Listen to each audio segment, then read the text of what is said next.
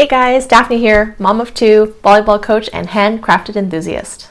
This video is part of my Labor of Love series.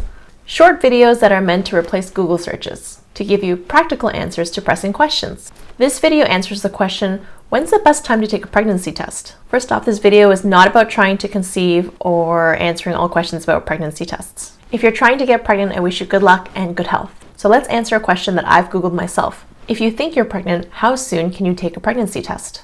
I mean, really, you could take it whenever you wanted, but when is the best and earliest time where you might get a positive pregnancy test? All pregnancy tests work the same. They detect a hormone called HCG. HCG is produced by your body about 6 days after fertilization. So since the tests look for HCG, there has to be enough of it in your body to give you a positive test.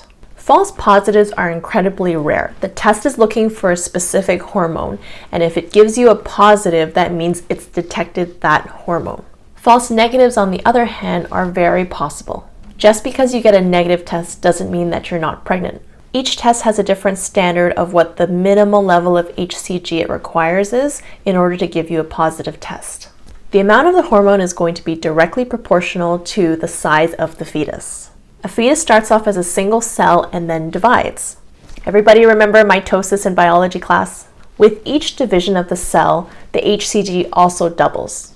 In the early days, the time to split, or this doubling time of HCG, is about 2 to 3 days. If you get a negative test and you might actually be pregnant, 2 to 3 days later, you may actually have enough HCG in your body to get a positive test. For my most recent pregnancy with my daughter, I tested positive at 4 weeks and 3 days since my last period, or about 2 weeks from fertilization, so like when I had sex.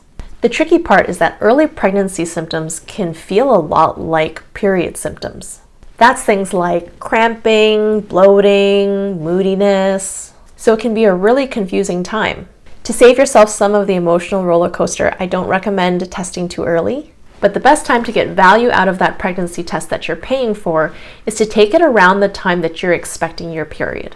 Since that doubling time is about 2 to 3 days, the more you wait, even if it's 2 or 3 days, the better of a chance that you're going to get a positive test if in fact you are pregnant. And lastly, I recommend that you follow the instructions on the test that you purchased. The only exception being that some tests recommend that you use morning urine, and in my experience, I found that that's not necessary. If you get a negative test and you still think you're pregnant 2 or 3 days later, then take another test. A lot of tests come with 2 in one package. If you get a positive test, then make an appointment with your doctor to discuss future steps.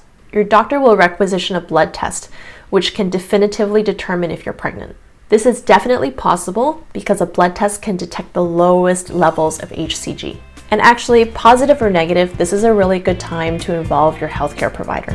What's the soonest that you've gotten a positive pregnancy test? Or do you have another question that you always seem to be Googling? Let me know in the comments below.